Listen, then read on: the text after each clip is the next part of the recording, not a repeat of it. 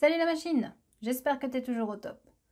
Nous commençons un thème de génétique qui s'intitule Comprendre le résultat de la reproduction sexuée, principe de base en génétique, et nous allons commencer par voir comment déterminer les liens entre les gènes.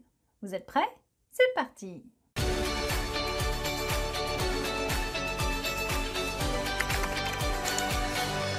Dans le cadre d'une étude d'individus présentant deux caractères d'intérêt, Mendel a montré que les caractères, c'est-à-dire les allèles, étaient transmis de manière indépendante. C'est sa troisième loi.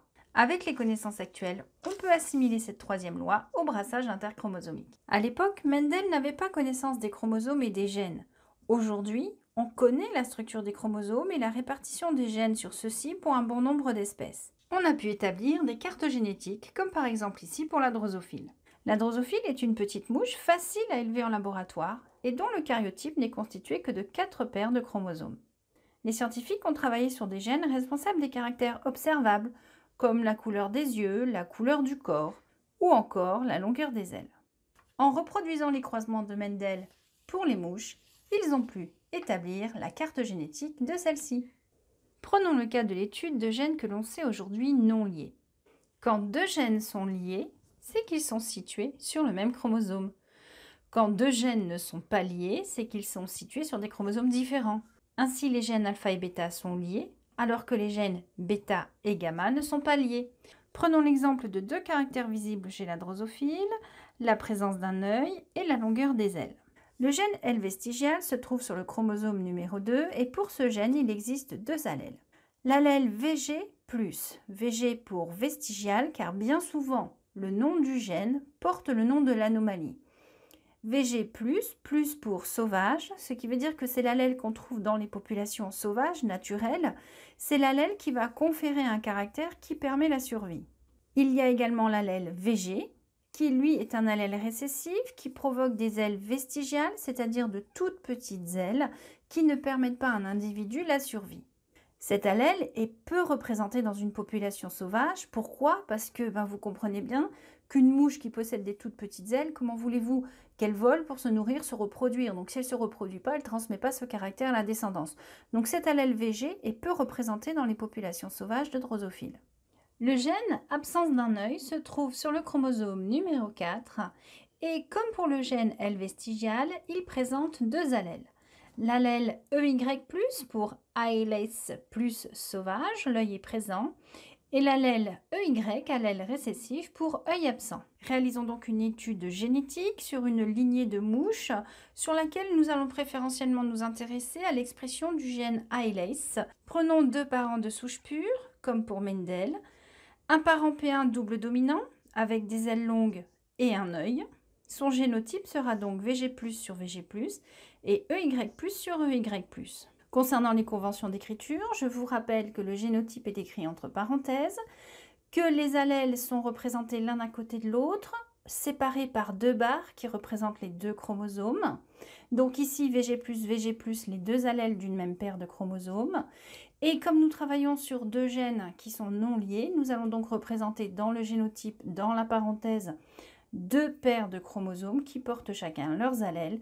Donc ici, pour le chromosome numéro 4, l'allèle EY+, et l'allèle EY+, puisque notre individu est double dominant. Le deuxième parent est un double récessif avec des ailes vestigiales et il n'a pas d'œil. Donc concernant l'écriture du génotype, encore entre parenthèses, et la représentation des deux paires de chromosomes séparés par une virgule. Pratiquons un croisement F1. On va croiser un P1 avec un P2. Pour déterminer le génotype de F1, puis son phénotype, que l'on met entre crochets, il va falloir dessiner le tableau de croisement. Un tableau de croisement est un tableau à double entrée. Nous allons avoir en titre de colonne les gamètes produits par un parent, ici j'ai choisi de mettre le P1, et en titre de ligne les gamètes produits par l'autre parent, ici j'ai choisi de mettre P2. Je rappelle ici le génotype du parent P1, comme il est homozygote dominant, il ne va pouvoir produire qu'une seule catégorie de gamètes, VG+, EY+,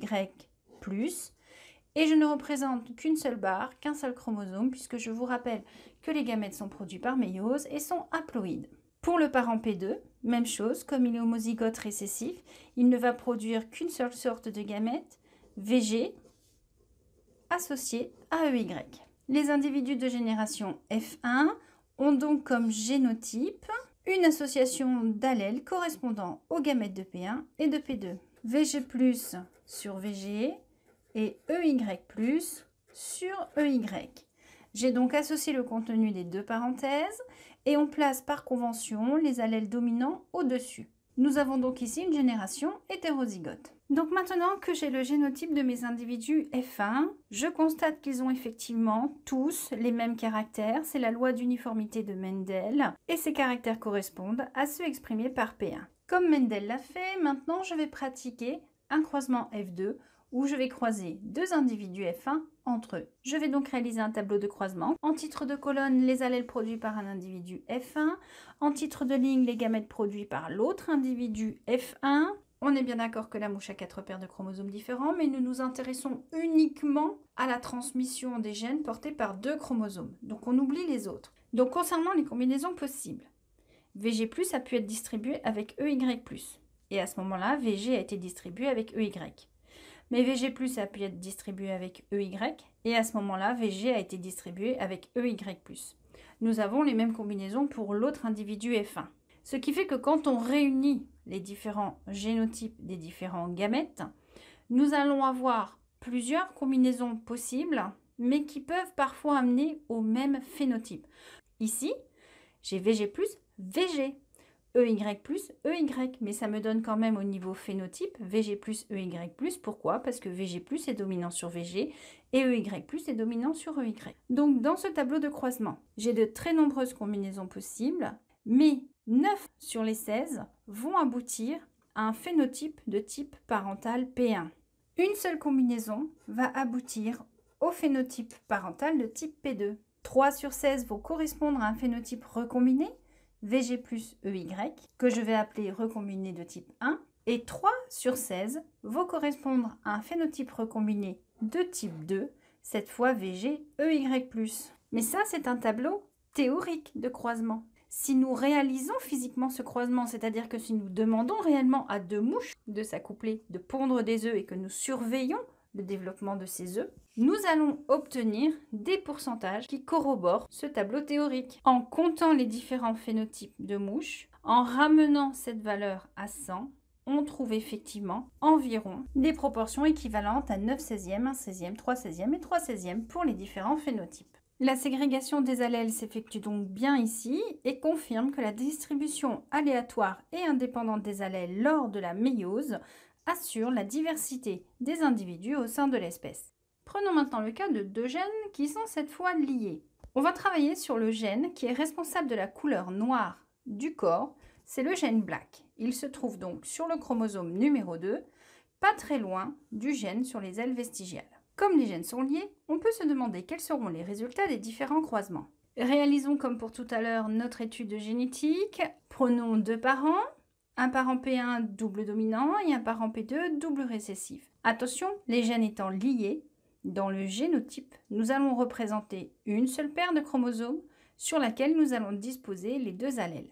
Réalisons donc ce premier croisement F1. Comme pour tout à l'heure, nous avons ici un tableau à double entrée. Mon individu P1 est VG+ B+ sur VG+ B+. Il ne va donc produire qu'une seule sorte de gamète, VG+ B+. Mon individu P2 est homozygote récessif, il est donc VGB sur VGB. Idem, il ne va produire qu'une seule sorte de gamète.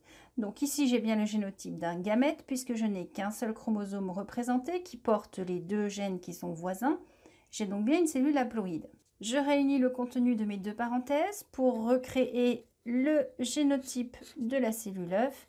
Nous avons donc ici une population entièrement hétérozygote, la population uniforme de première génération de Mendel. J'ai donc 100% d'individus de type F1 qui présentent des ailes longues et un corps clair, puisque dans le cas du gène BLAC, l'allèle sauvage donne un corps clair et l'allèle récessif donne un corps sombre. Intéressons-nous maintenant au croisement F2. Il va donc nous falloir déterminer quels sont les différents gamètes possibles qu'un individu F1 peut fabriquer. Attention, nous avons ici des gènes liés. Il y a donc 2 possibilités. Soit il n'y a pas de séparation des allèles parce qu'il n'y a pas crossing over. À ce moment-là, VG+ sera toujours avec B+, et VG toujours avec B. Soit il y a un phénomène de crossing over. Nous avons donc deux tableaux de croisement à envisager. Dans le cas où notre croisement se fait sans crossing over. Donc on a VG qui reste avec B et VG+ qui reste avec B+. Idem pour l'autre individu. Et quand nous réunissons les différents gamètes, nous obtenons toujours des individus qui présentent un phénotype de type parental, soit de type P1, c'est-à-dire à caractère dominant, soit de type P2, c'est-à-dire à caractère récessif. Si maintenant, au moment de la formation des gamètes, un crossing over s'effectue, nous allons avoir un échange de matériel génétique entre les chromatides et on va avoir séparation de VG+ et de B+. Et voilà ce que ça donne. Mais attention, seules les femelles chez les drosophiles pratiquent le crossing over. Chez les mâles, il n'y a jamais de crossing over. Pourquoi? Pour l'instant, ça reste un grand mystère. Ainsi, concernant les gamètes qu'une femelle F1 peut produire, elle va produire des gamètes normaux où les allèles n'ont pas été séparés, mais dans 10% des cas, il va y avoir une recombinaison et on va donc avoir des gamètes recombinés. Ce qui veut dire que, dans ce tableau, nous retrouvons les combinaisons précédentes, c'est-à-dire sans crossing over, mais nous observons une faible proportion de phénotypes recombinés, VG plus B ou VG B+. On va donc voir dans la descendance F2, en théorie, 5 individus sur 8 qui présentent un phénotype parental dominant, un individu sur 8 qui présente un phénotype parental récessif, un individu sur 8 qui présente une certaine recombinaison de caractères, et un individu sur 8 qui présente l'autre recombinaison de caractères. Si on prend les résultats effectifs de ce croisement, on va trouver des proportions à peu près équivalentes. Une fois de plus, les résultats du comptage corroborent le tableau théorique de croisement et confirment bien que le crossing over est un événement rare qui se réalise dans 10% des cas. Voyons maintenant les connaissances apportées par une génération particulière appelée F2BC. C'est une génération issue d'une deuxième fécondation réalisée lors d'un back cross, c'est-à-dire un croisement qui revient en arrière. On prend donc un individu F1 que l'on croise avec son parent, un double récessif. Le résultat de ce croisement, c'est-à-dire celui d'un individu hétérozygote et de son parent double récessif, va donner des phénotypes parentaux et des phénotypes recombinés, mais dans des proportions différentes de celles que l'on a vues jusqu'à présent pour un croisement F2. Dans un premier cas, travaillons sur des gènes non liés, travaillons sur vestigial et iLess. Réalisons le tableau de croisement pour une génération F2BC, avec ici donc les différents gamètes produits par F1 et le seul et unique type de gamètes produit par P2.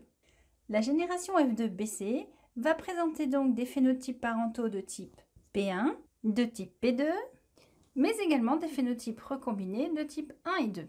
Les résultats du tableau théorique indiquent 4 fois 25%, ce qui correspond tout à fait aux résultats obtenus en élevage. Ces résultats sont le simple reflet d'un brassage interchromosomique. Si cette fois, on réalise un croisement test avec des individus qui expriment des gènes liés. Attention, nous allons choisir une femelle F1 car c'est chez elle qu'il y aura les crossing over. Voici donc les gamètes possibles de cette femelle F1 et le seul et unique type de gamètes du mâle P2. On voit tout de suite que la génération F2BC va présenter les 4 phénotypes différents. L longue, corps clair, L vestigial, corps noir, L longue, corps noir, L vestigial, corps clair. Seulement voilà, si le tableau de croisement nous semble indiquer 4 fois 25%, attention, je vous rappelle que ces gamètes sont des gamètes recombinés et qu'ils n'apparaissent que dans 10% des méioses. Ainsi, dans un réel croisement, nous devrions trouver des recombinés R1 et R2 en proportion très faible. Et c'est le cas. Les phénotypes recombinés apparaissent dans des proportions avoisinant les 10%, alors que les phénotypes parentaux sont dans des proportions avoisinant les 40%. Ces résultats sont bien différents de ceux obtenus dans une génération F2, dans laquelle le phénotype parental P2 est nettement moins représenté. Comment expliquer cette différence de résultats? Eh bien, tout simplement parce que dans une F2BC, si nous avons les mêmes gamètes produits par la femelle, le mâle sélectionné, ici, est différent. Nous avons pris un P2 qui ne fournit que des allèles récessifs, alors que dans un F2, nous avons pris un mâle F1 qui possède des allèles dominants. Ainsi, nous avons ici d'autres combinaisons possibles qui n'existe pas là. Alors vous allez me dire, quel est l'intérêt de faire un F2BC? Pourquoi ne pas se contenter d'un F2? Eh bien, le F2BC a deux utilités possibles. Tout d'abord, il va vous permettre d'identifier un individu qui présente un phénotype de type P1. Sauf que cet individu, si vous ne connaissez pas son génotype, vous ne savez pas en réalité si c'est un P1, c'est-à-dire un double dominant, ou si c'est un hétérozygote de type F1. En croisant cet individu avec un P2, si vous obtenez 100% de P1, cela signifie que votre individu inconnu était un P1.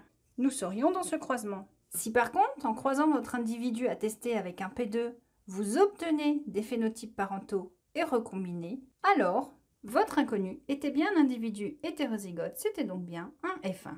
Enfin, le F2BC vous permettra d'identifier si deux gènes d'intérêt sont liés ou indépendants.